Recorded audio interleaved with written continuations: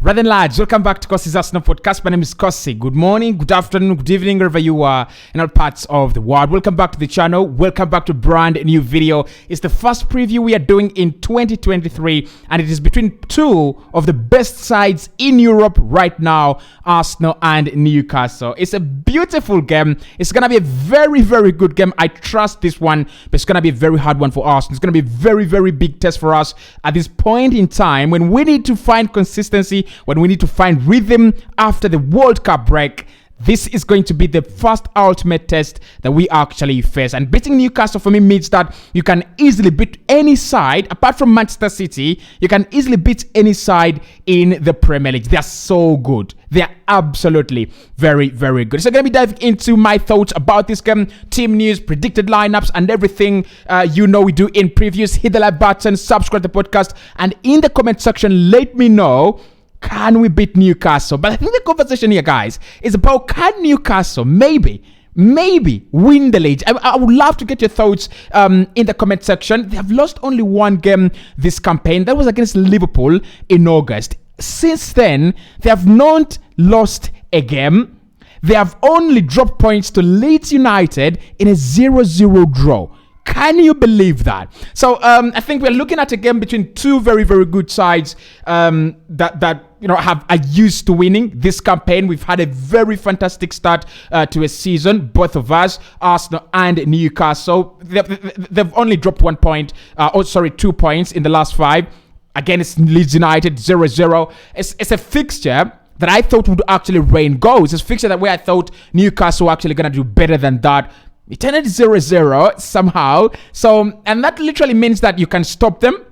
That literally means that you can stop them from scoring against you. I think that is the lesson that Mikel Arteta will be picking out of this game. Arsenal unbeaten in the last 5, winning 5 out of 5. It's not the first time I've sat on this desk, on this microphone, in this camera, and I say Arsenal unbeaten in their last 5 and have won 5 out of 5. So we've only lost one game this campaign as well to Manchester United at Old Trafford. 3-1 was the final score in that one. But since then, we've actually done very well, beating the likes of Tottenham, Liverpool, and Chelsea. So with all those great results, I think this is the ultimate game. This is the ultimate game. Like we had Liverpool, Manchester City last campaign.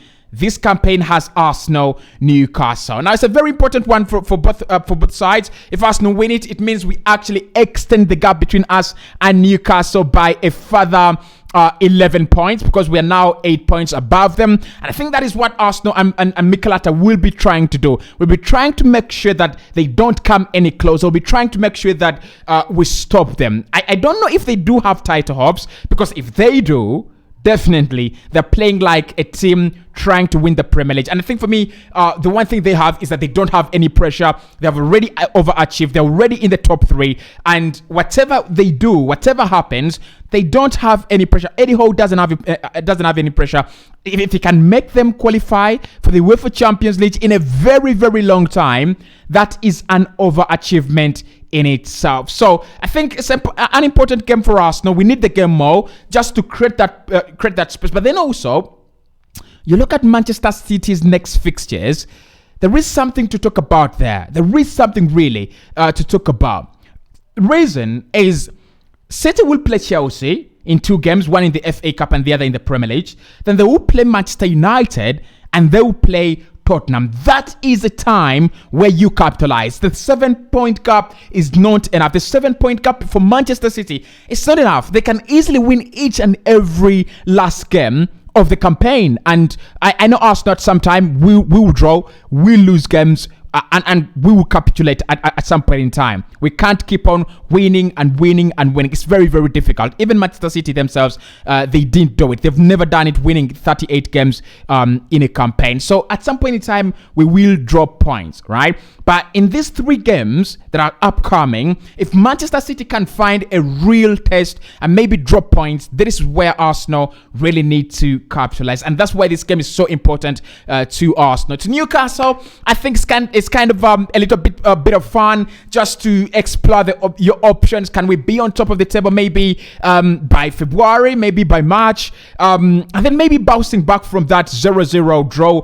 that they will not actually believe happened. How did they fail this game? Miguel Almiron, of course, one of the best players for me in the Premier League right now. He must be loving life. He must be loving life. But I think that is how important the game is, and you can let me know in the comment section whether you feel they can win against Arsenal at the Emirates Stadium, or whether you feel that they can actually go on and even win the league. Now, in terms of the team news, Arsenal don't have any big changes. Emile Smith-Rowe is the bigger is in the bigger picture of playing in this game, with the BBC quoting that he might actually be involved after a very, very long time. Now, I think Emile is a player that we actually need, a player that gives us some different kind of dimension, a player that I actually feel if Arsenal brought him in, right, if, for example, in the 70th minute or 80th minute, has the ability to change games. But then I also like him when it comes to game management, because his dribbling is also very, very good, and his ability to keep the ball at his feet, just make sure that he doesn't actually lose it, right? So in terms of the team news, yeah, that is it. Alexander Zinchenko is back. He did start against Brighton. Kvaratskhelia is fine as well. Tomiyasu did come on in the game against Brighton. So all our players, most of our players, but Gabriel Jesus, not now. Absolutely not now. Rhys Nelson, not now as well. But the rest of the boys should be doing very, very fine. Now, for Newcastle, they will have a few problems in this game. Now, I thought Alan Saint-Maximin was actually injured in this game, but turns out he actually is not. But in terms of their team news, Alexander Isak is out for this game. They do not have Jonjo Shelvey. Emil Kraft as well is out, and Paul Dummett is out as well. Matt Targett is the latest member of the sick bay for them. I mean, that's going to be kind of a huge blow. That's going to be kind of a huge blow, because Targett and Trippier have been kind of an engine. Of course, don't forget Bruno Guimaraes and all these other boys that are actually doing very, very well, right? But their fullbacks are kind of an engine, a kind of a force when it comes to what they do, how they do it, and how well they play. So Matt Targett being out just gives us maybe an advantage down the left-hand side, that maybe it's not Martinelli, it's going to be Saka that's going to be running at whoever is going to be deputizing, and creating all sorts of problems for them. So in terms of team news, that is it. Maybe Alan Saint-Maximin. I've not seen Newcastle play so many times this after the break. Have I seen them play after the break? I think I've not. I'm not really sure if Alan Saint-Maximin has played any games for them, but he's not the star man right now. The star man is Miguel Almiron. Now, in terms of the head-to-head, you will be very, very surprised. Arsenal don't lose to Newcastle many times. We actually don't. We just don't. I've been looking at our head-to-head, apart from apart from the last time we played against them, where they absolutely obliterated us.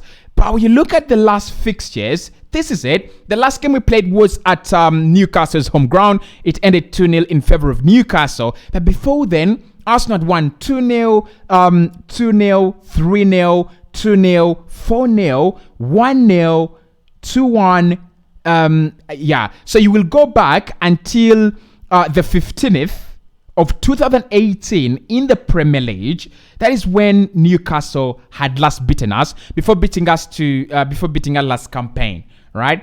They had last beaten us in 2018. That is, I think, April. So it kind of feels like it is not a fixture they really do enjoy. And for me as an Arsenal fan, that is music to my ears, because many clubs that actually rarely win against Arsenal have not done that under Mikel Arteta. So maybe Newcastle will have to find another game to win. Maybe it is not this one. But in terms of head-to-head, Arsenal do win in our last 5 meetings. We've won 4. They've actually won 1. Okay, so in terms of the what you call insights, the key breakdowns of this game, I think many Arsenal fans will have to know that in the last 5 games we have won each and every one. I think it's the first time a team in the Premier League is going into the new year with such a record. It's also the first time a team in the Premier League has collected so many points after their first 15 games. So some of the insights you have to look at: Arsenal have won 11, have won their last 11 games against Newcastle in all competitions. Only Stoke, an ongoing run since 1983, have ever won a consecutive home games of 16. So home games 11 against Newcastle. It could end tomorrow. It could continue. So we've won 11 of our last 11 at home against Newcastle. Pretty interesting. Number 2, Newcastle beat Arsenal 2-0 in their last Premier League meeting in May, last winning consecutive league games against the Gunners between May 1994 and January 1996, a run of 4 games, okay? So they had last beaten us in a consecutive way. That is 1994, 1996. They beat us 4 games in a row, okay? A run of 4 games where we were actually losing to them. I don't think this is going to happen again because Arsenal are now good. I don't think they will have a consistent run of 4 games, 5 games against us. It could be the other way around. I don't think they team to be undermined. I don't think they team to be disrespected. I do respect Newcastle a lot, and I think they can actually get a result at the Emirates Stadium, but the statistics don't look to be on their side. Number 3, Newcastle have won their last 2 Premier League games in London, last winning more consecutively in the capital between May 2013 and January 2014. That is winning 4 games. Having beaten Tottenham 2-1 in October, they're looking to win away at both North London sides in a single Premier League campaign for the first time since 2001 and 2002 campaign. So they've not beaten Arsenal and Spurs in the same season since 2001-2002. Sorry, right? They have beaten Newcastle. They have beaten Spurs already this campaign in October. Can they redo what they did in 2001? Number 4, Arsenal have kept 28 clean sheets against Newcastle in the Premier League. Only Manchester United, who have kept 29 against Tottenham, have recorded more against a specific opponent in the competition. And I was talking to my friend here that this game literally doesn't bring goals on both sides. And actually, you can say 28 clean sheets against Newcastle, Arsenal have kept. And lastly, Arsenal have lost 2-1 against Manchester City on New Year's Day. They've not lost their opening game in a consecutive calendar. Their opening game in consecutive calendar years since 1995 and 1996, the latter of which was against Newcastle. Right? Okay, that's bad news. That is some kind of bad news because we've not lost an opening day fixture for 2 consecutive years, but the last time it happened, Newcastle made it happen in 1995-1996 season. I don't care. I really don't care, right? I don't care. Yeah, statistics not on our side there. But look, I think this is a game where Arsenal are going to have to be tested and we are going to have to withstand the tests.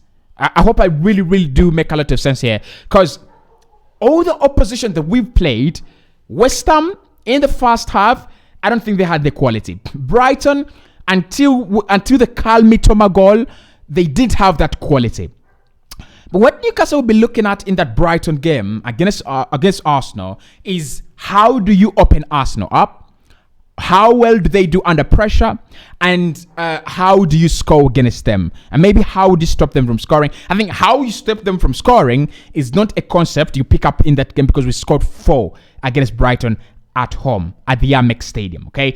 But I think that's what Newcastle will be looking at. I think that's what Eddie Howe will be looking at. How do we open up, Arsenal? How do we get the better of them? How do we score more goals, against them in a single game, okay?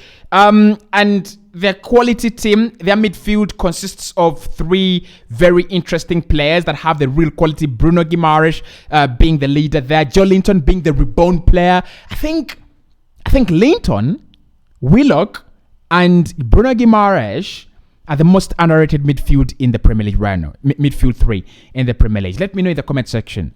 Aren't they? Or are they? Let's see. Because I'm looking at Brentford's, Christensen and then Yarnett. I don't rate them, and I don't feel like they're underrated. Maybe Brighton, McAllister, and then the likes of Caicedo. McAllister, Caicedo, they've lost Mwepu now. Yeah, maybe. But I think this is the most underrated midfield three in the Premier League, and it's a mistake to underrate them. Okay, so it's gonna be a game. It's gonna be an end-to-end game. You expect Arsenal to concede in this one. You expect Newcastle to concede, and it might not be a very high-scoring goal because both teams will be a little bit cautious. But it might be where one team nicks it, just like we did against Liverpool. Maybe 3-2, maybe 2-1.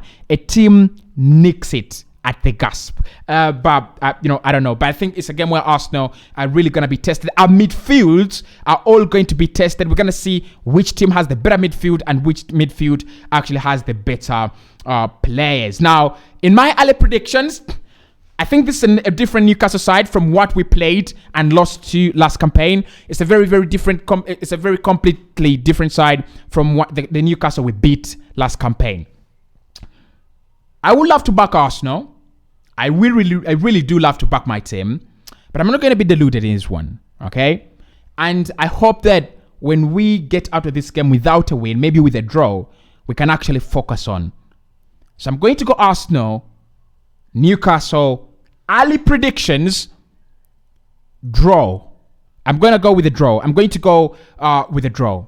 Let me know in the comment section. I'm going to go with a draw, okay? Early predictions. And tomorrow, when I do my predicted lineup and find the flaws and weaknesses as we do the how to beat Newcastle series, definitely.